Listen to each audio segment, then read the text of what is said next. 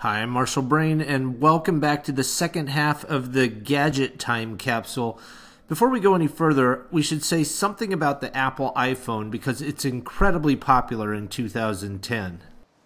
Even more popular than the iPod Touch is Apple's iPhone. So if you take an iPod Touch and you add a GPS into it, and you add a camera into it, and you add a cell phone into it and smash it, you get something that is called an Apple iPhone. And it looks exactly like this, except it's just a little bit thicker, maybe twice this thick. And Apple is selling about 2 million of those every month right now. They're an incredibly popular device. Let me also say something quickly about phone numbers. If I'm calling somebody in the same city, I have to dial 7 digits. If I'm calling somebody in another city, I have to add an area code, like 212 is the area code for New York City. And then if I want to call somebody in another country, I have to add another 3 digits as the country code. And just for the sake of completeness, this is the camera I've been using to make these videos. This is called a video camcorder. It is not the state-of-the-art. This is several years old, but it's been used for taking family videos, for making little internet videos. It records onto a tape. It has a little fold-out screen like that, or you can look through this eyepiece back here. This big bump on the back is a battery. That battery takes a couple hours to recharge and might power this camera for 3 or 4 hours. I had mentioned that the cordless phones talk to a cordless phone base and that the laptop talks to the internet through a radio signal. Let's look at the equipment that makes that possible. This is the equipment area in our house. We have 4 different devices here. The first is the cable modem. This wire here comes in from the street. It's buried underground in our lawn. Comes in from there through this red wire. It connects to this box, which is our router slash firewall slash Wi-Fi hotspot. So this sends out radio waves that are picked up by the laptops we have and lets them communicate with the internet. This yellow wire here comes out of the router into the Vonage box.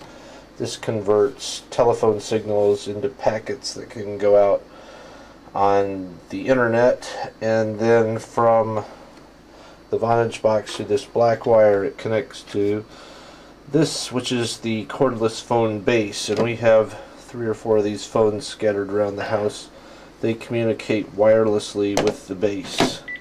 So you have wireless to cordless phones and wireless to laptops and iPod Touches and things like that. In the simplest possible household, you use a cable modem to connect to the internet, and you plug your computer straight to the cable modem with a wire.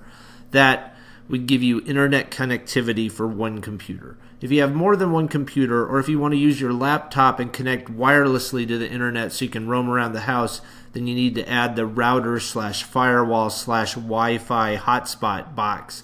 If you want to do your telephones over the internet because it's cheaper, then you add this Vonage box, which takes your telephony and routes it over the internet for about $25 a month for unlimited calls. And then if you want to have cordless phones, you add the cordless phone base and the handsets. Just for comparison, here is a typical desktop machine. You can see that it's much larger than a laptop. This would typically sit underneath your desk, and you would connect to it a screen and a keyboard and a mouse so that you can use it.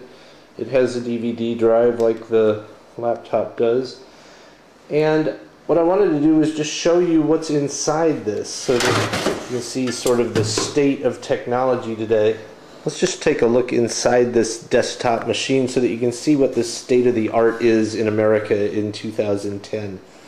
This is what you would find inside of any desktop machine, and compressed down, this is what's inside the laptop machine as well. This is the microprocessor.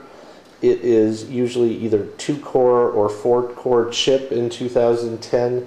It might run at 2 to 3 gigahertz or billions of cycles per second. It might be able to do 4 or 5 billion instructions per second. This is a 2-core chip, I believe. It is talking to 2 gigabytes of RAM, which is completely normal both in laptops and desktop machines in 2010.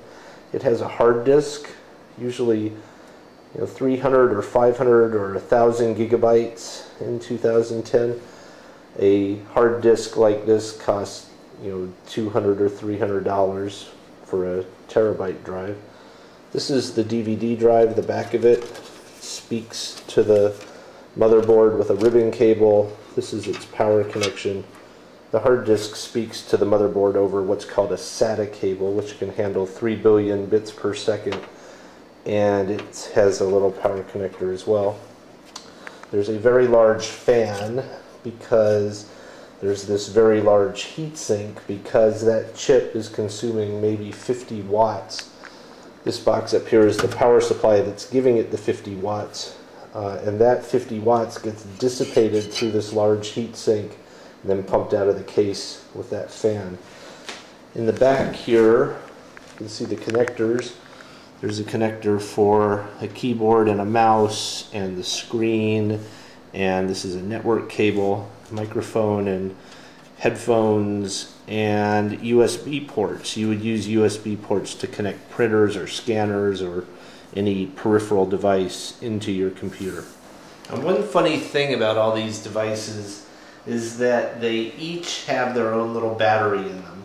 So you have to constantly think about these batteries and recharge them. So for example, this phone has this little port right here, and it comes with a little charger which you plug into the wall, and then there's a wire that comes to a connector that you plug into that little port, and that recharges the phone. It takes a couple hours to recharge it. A cell phone like this might last a week on one charge, and then you have to remember to come back and recharge it. The funny and interesting thing in 2010 is that every one of these devices has a different battery and a different charger in it. So you use one charger to charge up this cell phone, you use a different charger to charge up this cell phone, you have a little cable that plugs into your laptop to charge up your iPod Touch. These cameras each have different batteries which you can pull out. This is a typical battery. This will power the camera for a couple hours and then takes another couple hours to recharge. So you're constantly trying to remember your charger. You're constantly keeping track of how much charge a different device has. You are constantly, like every year or two, you're having to think about replacing the batteries because these batteries don't have super long life. They might be able to be recharged 500 or 1,000 times, and then you have to throw those batteries away and get new ones. And then with something like a laptop, the batteries are actually huge. This laptop takes a couple hours to recharge and then will run for a couple hours, but let me just show you the batteries inside here. This is actually the battery pack from a different laptop. To turn this one off and reset it so that you could pull the battery pack would take about 10 minutes. So I pulled it out of a laptop that's already turned off. This is completely typical. It is made out of lithium-ion batteries, which are the best, lightest battery technology we have right now. But if you come over here to this scale and set it in gram mode, you can see that this battery pack weighs 317 grams, approaching a pound, and when you stick it inside a laptop, that's a good portion of its weight. I thought it would be funny to demonstrate the charger problem in 2010. These are the chargers for the devices we looked at. So this charger here goes with this phone, this charger goes with this phone, this charger goes with this camera, this charger goes with this camera. The iPod Touch hooks into the laptop with that cable. The GPS uses this charger, and then this big thing goes with the laptop. So if you're going to take a trip, you have to pile all these chargers into a bag or something and haul them around with you. And if you lose one, you're out of luck. About 2 hours later, you can't use that device anymore until you go buy a new charger. And this one, for example, costs about $100. You do not want to lose it.